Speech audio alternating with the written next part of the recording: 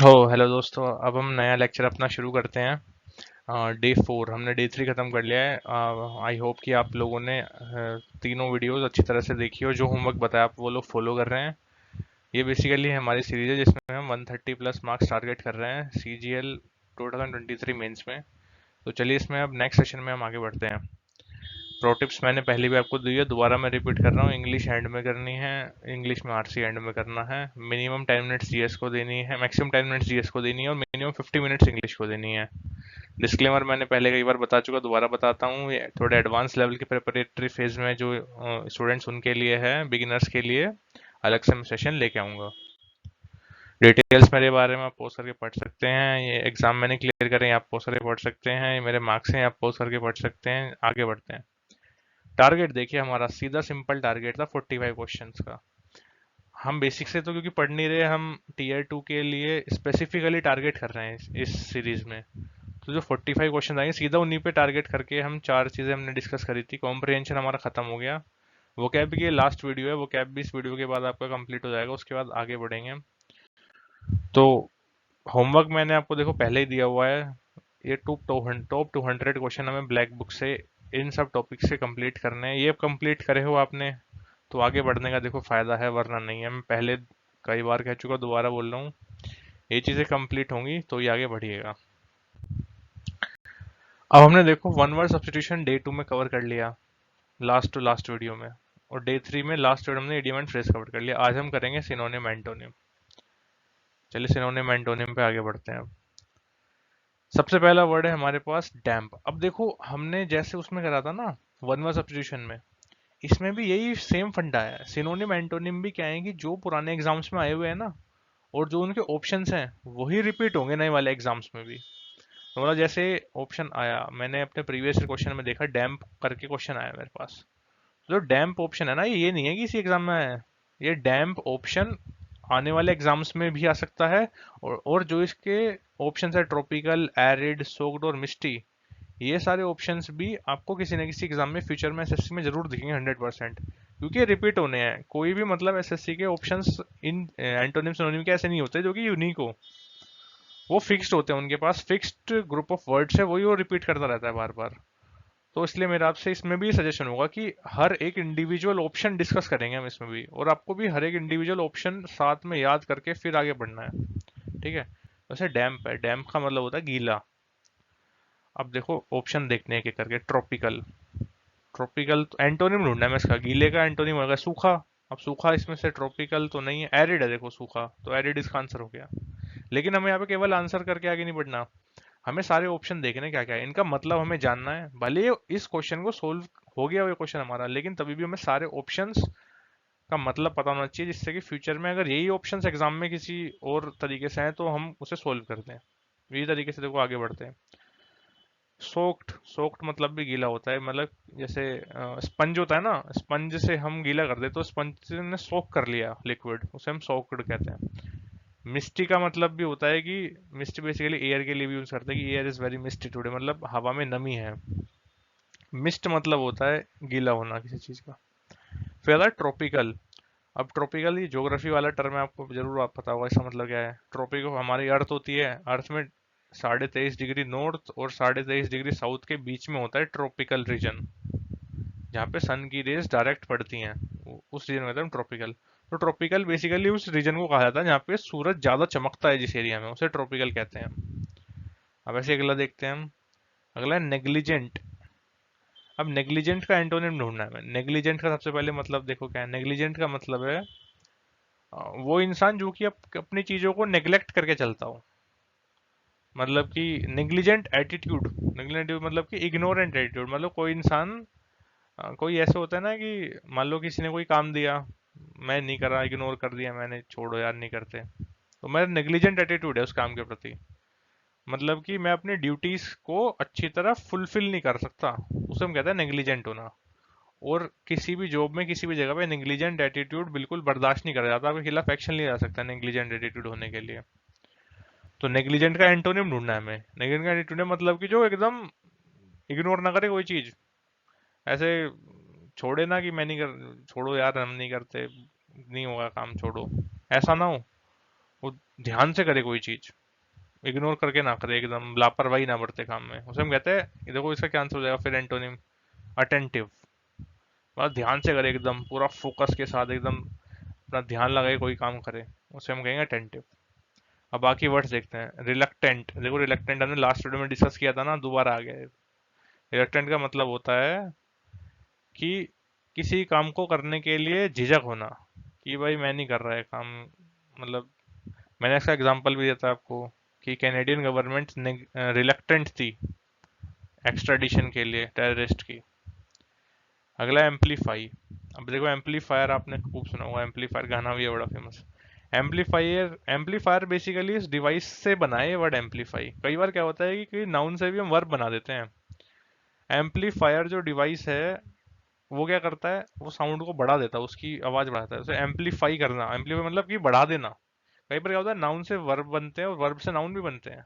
जैसे जो चीज एम्पलीफाई करते हैं उसे एम्पलीफायर नाम दे दिया। तो एम्पलीफाई मतलब किसी चीज की इंटेंसिटी बढ़ा देना। जैसे मान लो गाना कम आवाज में गाया किसी ने, लेकिन माइक से वो उसके स्पीकर के थ्रू उसकी आवाज एम्पलीफाई हो गई, मतलब तेज आवाज आ गई, तो उसमें कहते हैं एम्पलीफाई हो जाना, किसी चीज का मैग्नेट इंटेंसिटी में बढ़ जाना उस चीज को, तो हो गया कोई एम्पलीफाई। अब अगला है बोर्ड। बोर्ड बहुत सिंपल है, आपको पता है इसका मतलब क्या है, बोर्ड बोर हो जाना मतलब। आ गया हैफेजार्ड। अब हैफेजार्ड का मतलब होता है कोई चीज बिल्कुल ऐसे कर देना हैफेजार्ड तरीके से, मतलब कि आ, एकदम वैसे रेंडमली कर दी कोई चीज, मतलब पूरा किसी सीक्वेंस में किसी पर्टिकुलर ऑर्डर में ना करा कोई काम, हैफेजर्डली कर दिया। जैसे कि मान लो आपको प्रिपरेशन करनी है, तो प्रिपरेशन होती है दो तरह की। एक तो आप ऑर्डरली प्रिपरेशन करो स्ट्रेटेजिकली, कि पहले ये पढ़ना है, इतना पढ़ना है, फिर ये पढ़ना है, इतना पढ़ना है, फिर मॉक टेस्ट लगाना है, इतने लगाना है, इस तरह एनालाइज करना है, इस तरह नंबर लाने हैं। ये तो हो गया एकदम स्ट्रेटेजिकली फोकस से किसी सीक्वेंस में किसी चीज को करना। एक होता है हैफेजर्डली, मतलब कभी मन करा मॉक लगा लिए, फिर कभी नंबर ने, फिर कभी कुछ थोड़ा सा नोट्स पढ़ लिए, फिर किसी की पीडीएफ पढ़ ली, किसी की वीडियो देख ली। ये होता है हैफेजर्ड। हैफेजर्ड तरीके से काम करना, बिल्कुल मतलब रैंडम। इसका देखो सीधा आंसर दिख रहा है हमें, रैंडम। और बाकी वर्ड्स देखते हैं। कॉन्फिडेंट, आपको कॉन्फिडेंट का मतलब पता है। कॉन्फिडेंट मतलब कि कोई इंसान कॉन्फिडेंट है, मतलब वो उसके अंदर किसी चीज को करने के लिए, मतलब आत्मविश्वास है उसके अंदर। सेल्फ कॉन्फिडेंस होता है आत्मविश्वास, कॉन्फिडेंस मतलब होता है विश्वास। सोशेबल। सोशेबल देखो सिंपल वर्ड है, ये बना है सोसाइटी से। सोसाइटी मतलब समाज। तो कोई इंसान सामाजिक, उसे कहेंगे हम, उसे कहेंगे हम सोशेबल। एग्रेसिव। एग्रेसिव का मतलब होता है कि कोई इंसान, जैसे मान लो फॉर एग्जांपल आपने किसी को कुछ बोला कि भाई आप थोड़े अच्छे नहीं लग रहे, वो पे तुरंत भड़क पड़ा कि तेरी हिम्मत कैसे हुई मुझे ऐसा कहने की, तू जानता है मैं कौन हूँ। मतलब वो बहुत ज्यादा एग्रेसिव है, मतलब बहुत ही जल्दी किसी चीज पे वो तेजी थोके रिएक्शन दे देता है, उसी तरह कहता है एग्रेसिव। ये सारे क्वेश्चन भी एग्जाम में आ चुके हैं और आ भी सकते हैं, तो इसलिए हर ऑप्शन डिटेल में क्लियर आपको दिमाग में होना चाहिए कि इसका मतलब क्या है, इससे क्या सेंस बनती है, और इससे अगर हम इसका यूज करेंगे ना सेंटेंस में, तो कहाँ इसका यूज फिट बैठेगा कहाँ नहीं बैठेगा, ये मोस्ट इंपॉर्टेंट चीजें आपको पता होनी चाहिए। ऐसे अगला कैटास्ट्रोफिक। कैटास्ट्रोफिक बहुत ही इंपॉर्टेंट वर्ड है। कैटास्ट्रोफिक का मतलब, कैटास्ट्रोफी से बना है। कैटास्ट्रोफी क्या होती है कि कोई आपदा आ गई, कोई संकट आ गया, जैसे कि नेपाल में अर्थक्वेक आ गया और 5,000 लोगों बेघर हो गए, उनके अस्त व्यस्त हो गए, तो उससे मतलब कैटेस्ट्रोफी हो गई। जैसे कहीं बिहार में बाढ़ आ गई, कहीं उत्तराखंड में बाढ़ आ गई, तो एक है कैटेस्ट्रोफी, मतलब कि कोई आपदा आ गई, कोई ऐसा संकट आ गया जिसकी वजह से बहुत ही जान माल का लोगों का नुकसान हुआ, उसे हम कहते हैं कैटेस्ट्रोफी। तो इससे बना है वर्ड कैटेस्ट्रोफिक, मतलब कि कोई संकट में कोई चीज। देखो इसका सीधा सिनोनिम की बात करूं अगर मैं, तो वो है कैलेमिटी। कैलेमिटी का मतलब भी बिल्कुल वही होता है जो कैटेस्ट्रोफी का मतलब होता है, मतलब संकट आपदा आ जाना।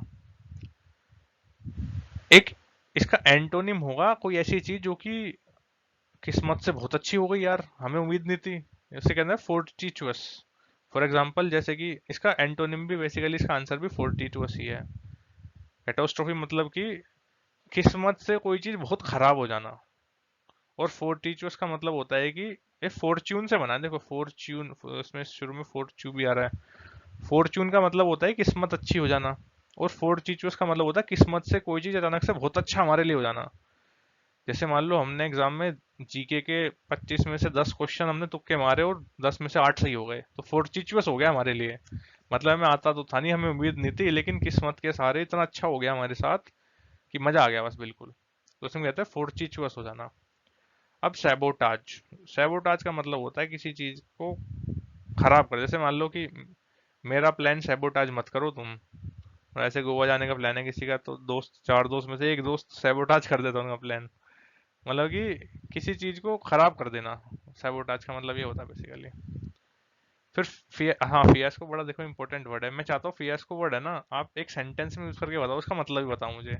तो आपके लिए होमवर्क है कि आप फियास्को जो वर्ड है उसको गूगल सर्च करके, जैसे भी आपको पता हो, इसका एक सेंटेंस में यूज करके दिखाओ मुझे। देखिए कितने लोग इसका सही आंसर दे पाते हैं। आगे इफेक्टिव। इफेक्टिव देखो बहुत ही सिंपल है ये। इफेक्टिव का मतलब होता है किसी चीज का इफेक्ट हो जाना। देखो आई वी ई जहां पे भी लग जाता है ना, इसका मतलब होता है कि इससे हम उसका नाउन बना रहे हैं। इफेक्ट, इफेक्ट वर्ब है आपकी, इफेक्ट से हम नाउन बना रहे हैं इफेक्टिव। इफेक्ट मतलब कि प्रभाव पड़ना, और इफेक्टिव मतलब कि प्रभावशाली, मतलब जिसका इफेक्ट पड़ जाए किसी चीज पे वो इफेक्टिव है।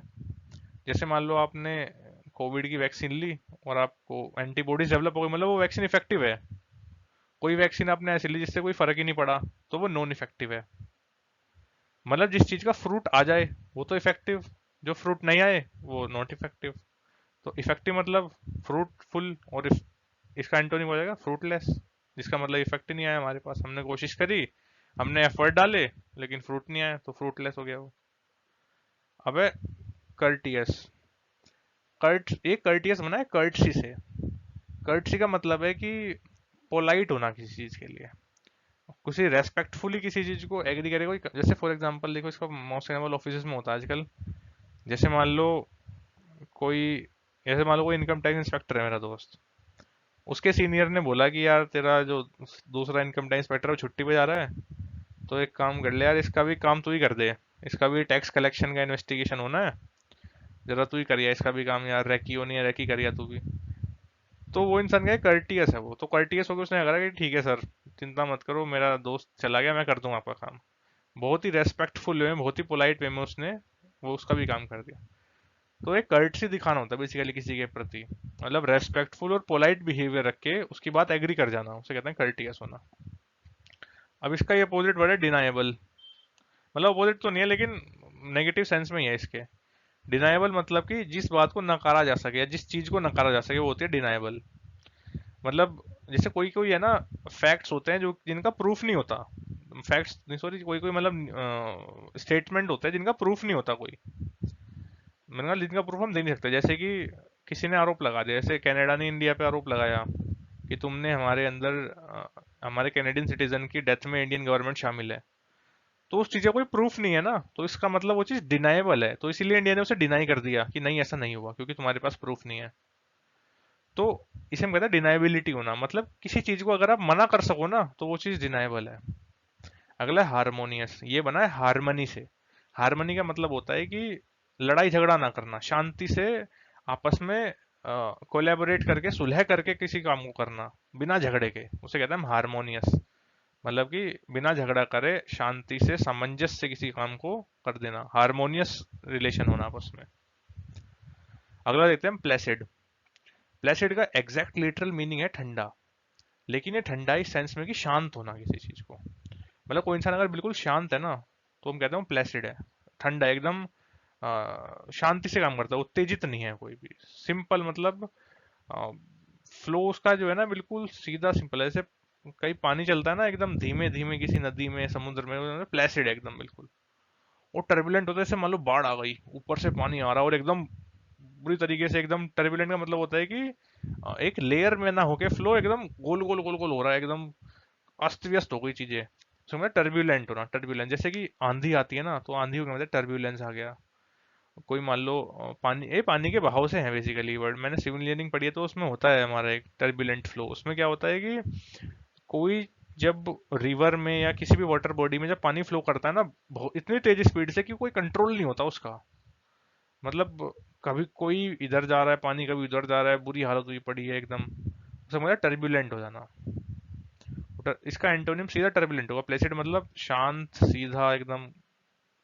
उसका मतलब टर्बुलेंट का मतलब है कि बिल्कुल एकदम अस्त व्यस्त होनी चाहिए चीजें। प्रिस्टीन, प्रिस्टीन होता है एकदम प्योर। एक्चुअली प्योर का भी एक हायर लेवल डिग्री है प्रिस्टीन।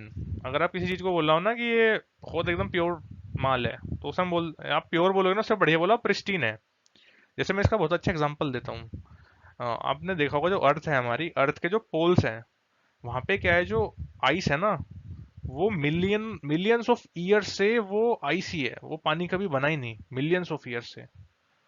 तो वहां का जो वाटर है ना, जो उसे मेल्ट होके पानी बन रहा है, वो है एकदम प्रिस्टीन। मतलब वो पोल्यूटेड ही नहीं है, क्योंकि वो कभी पानी बना ही नहीं, वो पहली बार वाटर बना है। वो प्रिस्टीन आइस मिलता है वहां पे, हम ये बोल सकते हैं, मतलब प्योर का भी प्योरेस्ट फॉर्म। अब फिर आता है पेंसिव। देखो पेंसिव बहुत ही ज्यादा इंपॉर्टेंट वर्ड है ये। मैंने कई बार, जब मैंने सीजीएलई एग्जाम्स खुद दिए, मैंने कई बार ये वर्ड एनकाउंटर किया है। पेंसिव का मतलब होता है बहुत ही थॉटफुल होना। मतलब जैसे हम कहेंगे ना कि ये इंसान बड़े पेंसिव वे में कोई चीज सोच रहा है, इसका मतलब है कि ये सोच की गहराइयों में एकदम डूब के किसी चीज को एनालाइज करके उसके बारे में थिंक कर रहा है। मतलब बहुत ही सोच विचार करके थॉटफुल माहौल में होना, उसे हम कहेंगे पेंसिव होना। डेस्टिन्ड बड़ा सिंपल वर्ड है, डेस्टिनी से बना है। मतलब जैसे हम कहते हैं ना कि यार ये चीज होना तो डेस्टिन्ड था। मतलब यार मैंने तैयारी बहुत करी, लेकिन अनफॉर्चुनेटली मेरा सिलेक्शन नहीं हुआ, क्योंकि डेस्टिनी में मेरी यही लिखा हुआ था कि नहीं होगा। तो डेस्टिन्ड है ये चीज। मतलब जैसे कहते हैं ना हिंदी में, होनी को टाल नहीं सकते, होनी तो होनी है। तो उसे हम कहते हैं डेस्टिन्ड है यार ये काम, तो ये तो होना ही था, ये तो टाला नहीं जा सकता था, डेस्टिनी के डिसाइडेड है ये चीज। फिर लीनियंसी। अब लीनियंसी क्या होता है? लीनियंसी का मतलब होता है, जैसे मान लो आप डिविजनल अकाउंटेंट है कोई, तो उसके ऑफिस में क्या बड़ी लीनियंसी है। ऑफिस जाने का कोई ऐसा नहीं है कि बिल्कुल स्ट्रिक्ट टाइम में नहीं आए तो बॉस एकदम अटेंडेंस काट देगा, या एकदम डेली आपको 10 घंटे काम करना है, एकदम स्ट्रिक्ट। ऐसा कुछ नहीं है, लीनियंट है एकदम। थोड़ा जाओ, आराम करो, आ जाओ। ऑफिस का इतना काम नहीं है, रिलैक्स है, लीनियंस है। मतलब कोई ढील छोड़ी हुई है ऑफिस से, मतलब ऑफिस नहीं, कहीं से भी। लीनियंट का एटीट्यूड किसी के भी प्रति किसी का भी हो सकता है। लीनियंट मतलब स्ट्रिक्टनेस नहीं है बिल्कुल भी। अब इसका एंटोनिम ढूंढना है हमें। अब इसका एंटोनिम देखो, इनमें से स्टर्ननेस है। देखो इसका एंटोनिम स्टर्ननेस मतलब, जैसे जैसे मान लो सीएसएस वाला है कोई, एएसओ है, तो उसका क्या है कि सुबह 9 बजे बायोमेट्रिक होना ही है, तो सीधा भाग के अंगूठा लगाना है, बायोमेट्रिक होना है। शाम को फिर आप 6 बजे से पहले जा नहीं सकते ऑफिस से, फिर बायोमेट्रिक होगा आपका वापस जाते हुए भी। तो स्ट्रिक्टनेस है थोड़ी, आपको काम दिया है, आपको करना है, आप नहीं काम करोगे आपके खिलाफ एक्शन लिया जाएगा, आपको छुट्टी नहीं दी जाएगी। स्टर्न मतलब कि स्ट्रिक्टनेस होना, कि मतलब सीधा रहे वरना तुझे देख लेंगे, ये वाला एटीट्यूड, वो है स्टर्न होना एकदम काम में।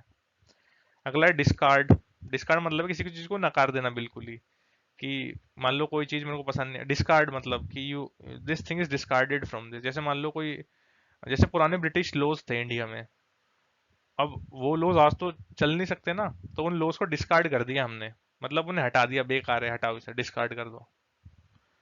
पेनल्टी। पेनल्टी का देखो आपको मतलब आराम से बताओ, पेनल्टी को दिख रहा है, पेनल्टी मतलब सजा देना किसी चीज को।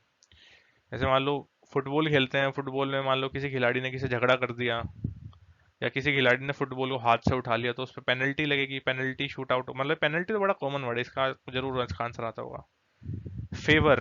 फेवर का मतलब भी बड़ा सिंपल है। फेवर मतलब किसी को फेवर कर देना, किसी को फेवर कर देना मतलब किसी की, जैसे मान लो किसी ने मुझे कुछ काम दिया, काम भी नहीं, मान लो जैसे दो इंसान है मेरे सामने, तो एक मेरे को, एक मेरा भाई है, एक कोई अलग इंसान है, तो मैं उसे फेवर करूंगा अपने भाई को, तो वो होता है फेवर। मतलब किसी की तरफदारी ले लेना किसी सिचुएशन में, उसे कहता है फेवर करना। अब अगला डिनाउंस।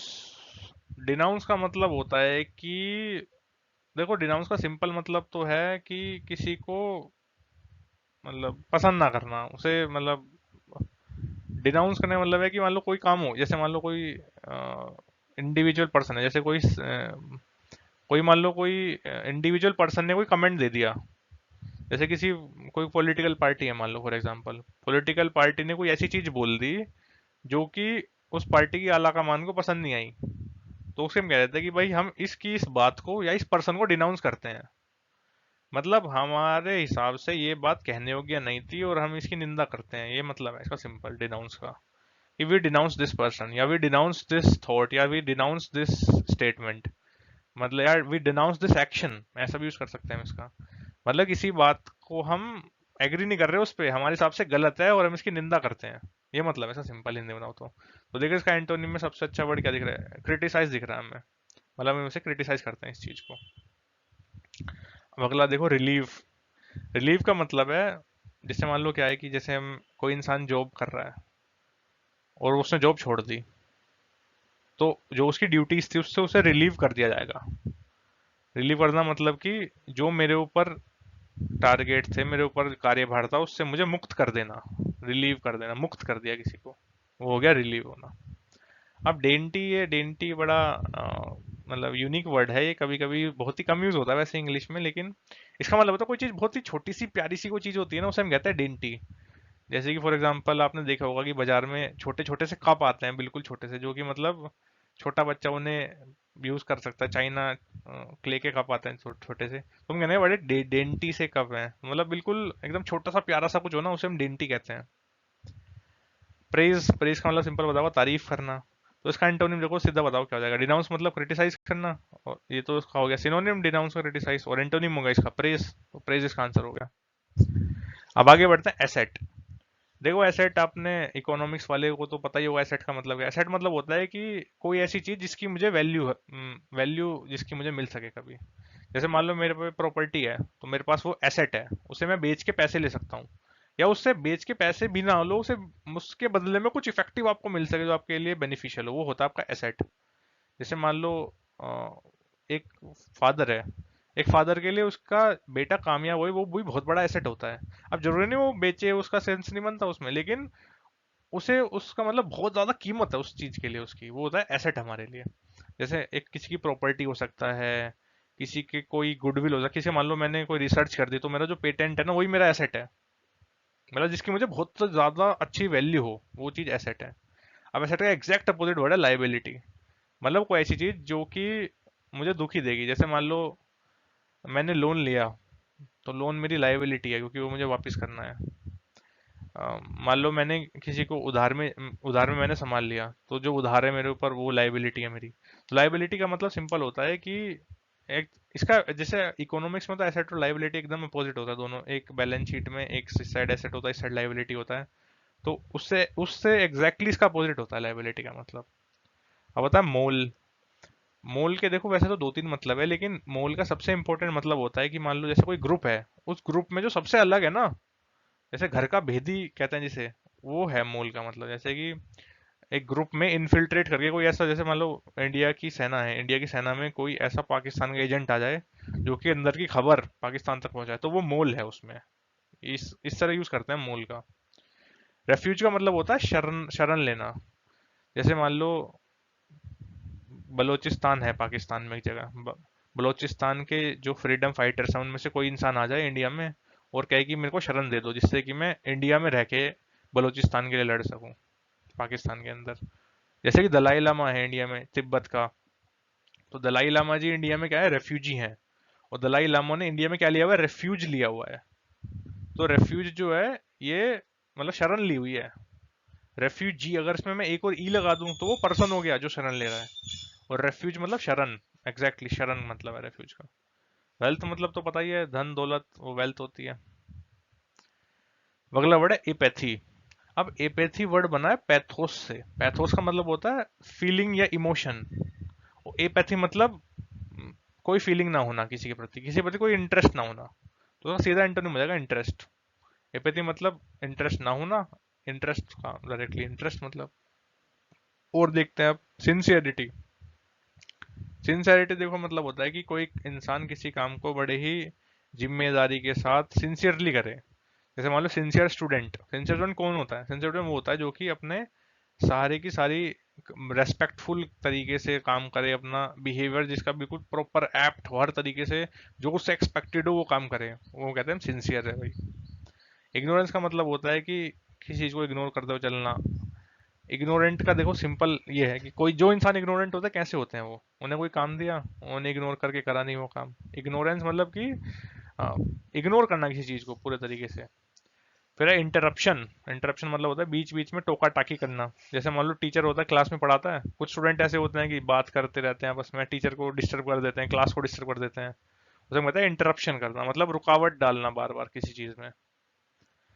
अगला इंपॉर्टेंट वर्ड है देखो बेनिफिसेंट। बेनिफिसेंट इससे काफी सारे वर्ड बनते हैं। देखो इसके अगर हम इसे तोड़ना चाहें तो इसका बेने बनेगा। बेने से जो भी वर्ड्स बनते हैं ना उसका मतलब बड़ा पॉजिटिव होता है। कुछ लोग आपको पता होगा डेफिनेटली, आप टीयर टू की अगर तैयारी कर रहे हैं तो बेनिफिसेंट का मतलब है वो आदमी जो हमें फायदा दे, जो हमें हेल्प दे, जो हमारी तरफ बहुत ही दया भाव रखता हो, उसे हम कहते हैं बेनिफिसेंट है हमारे लिए। ये बेनिफिसेंट होता है दूसरा आदमी, और हम होते हैं बेनिफिशियरी, मतलब हमें फायदा मिल रहा है उस चीज का। और जो हमें फायदा दे रहा है उसे हम कहते हैं बेनिफिसेंट, और जो हमें फायदा मिल रहा है उसे हम कहते हैं बेनिफिट। आपको तीन वर्ड बता दिए मैंने। बेनिफिशियरी मैं, बेनिफिसेंट वो, और बेनिफिट जो मुझे मिल रहा है वो। अब इसका एंटोनिम क्या हो जाएगा? जिससे मुझे दुख मिल रहा है, पीड़ा मिल रही है, तो वो क्या हुआ? क्रूअल। तो इसका एंटोनिम हो गया क्रूअल। क्रूअल मतलब कि क्रूर आदमी, जो कि एकदम किसी के साथ गलत बिहेवियर करता है। अब सॉफ्ट, सॉफ्ट मतलब मुलायम, मासूम, सिंपल है। फ्रेंडली मतलब भी सिंपल है, दोस्त जैसा। लिथार्जिक का मतलब होता है आलसी। जो इंसान बिल्कुल लेजी हो ना, कोई काम ढंग से ना करे, एकदम काम दिया और सो जाए, करे ही ना काम, 10 दिन हो गए, 15 दिन हो गए, पता नहीं क्या चल रहा है, क्या कुछ हुआ कि नहीं हुआ, उसे कहते हैं लेथार्जिक होना, मतलब आलसी होना, एकदम काम करके राजी नहीं। हाँ ये देखो इंपॉर्टेंट वर्ड है स्पॉन्टेनियस। स्पॉन्टेनियस का मतलब होता है कि एकदम तुरंत कर देना, कि कोई काम एकदम से हो जाना। स्पॉन्टेनियस, जैसे स्पॉन्टेनियस प्लान बनते हैं ना हमारे कभी, कि यार चलो आज तो अच्छा मौसम हो रहा है, बाहर घूमने चलते हैं, चलो स्पॉन्टेनियसली हमने पिकनिक का प्लान बना लिया। होता है स्पॉन्टेनियस, मतलब एक मोमेंट में कोई काम कर देना, कोई मतलब पहले से प्री प्लान ना हो कोई। स्पॉन्टेनियस मतलब तुरंत हो जाए एकदम बिना प्लानिंग के कोई चीज, उसे कहते हैं स्पॉन्टेनियस। इसका करेक्ट सिनोनिम होगा इंस्टिंक्टिव, मतलब इंस्टिंक्ट से तुरंत कोई काम कर देना। अब बाकी वर्ड देखते हैं। अट्रैक्टिव का मतलब होता है आकर्षक। ये चीज की तरफ मुझे अट्रैक्शन फील हो रही है तो वो चीज बड़ी अट्रैक्टिव है, सुंदर लग रही है कोई चीज तो वो बड़ी अट्रैक्टिव है। एग्जॉस्टिव, एग्जॉस्टिव का मतलब होता है पूरा कंप्लीटली। जैसे मान लो मैं कहता हूँ मैंने एग्जॉस्टिव प्रिपरेशन करी है, इसका मतलब है कि मैंने यहाँ से यहाँ तक पूरी तैयारी कर ली, बीच में मैंने कोई चीज नहीं छोड़ी, यहाँ से मैंने यहाँ तक सब कुछ पढ़ लिया, एग्जॉस्टिव प्रिपरेशन कर ली मैंने। तो उसमें मतलब एग्जॉस्टिव मतलब पूरा कंप्लीट, कुछ नहीं छोड़ रखा, बीच में कुछ भी नहीं छोड़ा हुआ। जैसे वेन डायग्राम में भी, सेट थ्योरी में एग्जॉस्टिव करते हैं ना, कि कंप्लीट मतलब सर्कल का कंप्लीट पूरा, कुछ नहीं मिस कर रहे हैं हम उसमें, एग्जॉस्टिव होता है वो। एक्विजिटिव, एक्विजिटिव देखो बना है एक्विजिशन से। एक्विजिशन का मतलब होता है कि किसी को कब्जा कर लेना, वैसे तो होता है इसका मतलब, लेकिन एक्विजिट का मतलब होता है कि इकट्ठा करना कोई चीज, मतलब उस पर पकड़ लेना, एक्वायर करना कोई चीज। एक्वायर करने का मतलब होता है कि एक्विजिटिव बेसिकली वो लोग होते हैं जो कि धन दौलत इकट्ठी कर लें, या कोई भी वेल्थ इकट्ठी कर लें, या कोई भी प्रॉपर्टी इकट्ठी कर लें। एक्विजिटिव का मतलब ये होता है, मतलब कोई चीज जो कब्जा करने, कब्जा थोड़ा सा नेगेटिव हो गया वैसे तो, लेकिन इसका थोड़ा सा कब्जा का थोड़ा सा न्यूट्रल अगर हम देखें ना सेंस, कि मतलब इकट्ठा करना किसी चीज को, मतलब अपने अंडर में ले लेना, उसे हम कहते हैं एक्विजिटिव एटीट्यूड होना। जैसे मान लो कोई कोई इंसान होता है ना, जैसे मान लो कोई प्रॉपर्टी डीलर है, वो क्या है कि मुझे सबसे नंबर वन प्रॉपर्टी डीलर बनना है एरिया का, तो वो बहुत ही एक्विजिटिव नेचर का होता है, कि ये प्रॉपर्टी ले ली, यहाँ से एक बेच के और ले ली, थोड़ी सी और ले ली, उसे कहता है एक्विजिटिव नेचर है बड़ा इसका। तो इससे हमने काफी सारे डिस्कस कर लिए। अब देखो इसमें भी मैं होमवर्क तो आपको जरूर दूंगा, ये मोस्ट इंपॉर्टेंट चीज है। होमवर्क में देखो जैसे मैंने पहले बाकी सब्जेक्ट्स का, बाकी टॉपिक्स का दिया था, इसमें भी आपको वही चीज करनी है एग्जैक्टली सेम। देखो कोई नई, अगर आप कोई नई स्ट्रेटेजी या कोई नई चीज करोगे ना, तो उसमें क्या होगा आपका कि टोटल आपका ध्यान होगा, जितना मान लो आप नए वर्ड्स पढ़ लूँ, नई ये चीज पढ़ लूँ, कुछ मत करो। प्रीवियस ईयर ही की है सब, एसएससी के वोकेबलरी की भी, वोकेबलरी इवन पूरे एसएससी की जो सबसे मेन चीज है वो है प्रीवियस ईयर। अगर आपने प्रीवियस ईयर में कमांड बना ली ना, इस एग्जाम को फोड़ने से आपको कोई नहीं रोक सकता है, मैं गारंटी दे रहा हूँ। मैंने करा है खुद, प्रीवियस ईयर के बलबूते पे ही करा है जो करा है। और जितना को भी मैं जानता हूँ सिलेक्टेड है, प्रीवियस ईयर बहुत ही ज्यादा इंपॉर्टेंट पार्ट प्ले करता है उस चीज में। तो सबसे पहले वही है, प्रीवियस ईयर क्वेश्चन पेपर करो सीपीओ के, सीजीएल टीयर 1 टीयर 2 के। और इसमें भी हाँ, जैसे हमने वन वर्ड सब्स्टिट्यूशन में करा था ना, इसमें चार ऑप्शन सोल्व करो। मान लो आपने आंसर क्वेश्चन है वो आपने सोल्व करा, उसके चारों ऑप्शन देखो, चारों ऑप्शन का मतलब आपको आना चाहिए, चारों ऑप्शन के सिनोनिम एंटोनिम आपको आने चाहिए। जब आपने किसी पर्टिकुलर क्वेश्चन में चारों ऑप्शन का मतलब आपको सेंटेंस में यूज करना, उसे सिनोनिम एंटोनिम पता है क्या मतलब होता है इसका, तब उसे छोड़ के आगे बढ़ो। ऐसे पूरे पेपर कर लो, सीपीओ के, सीजीएल टीयर 1 तो टीयर 2 के, 22 के।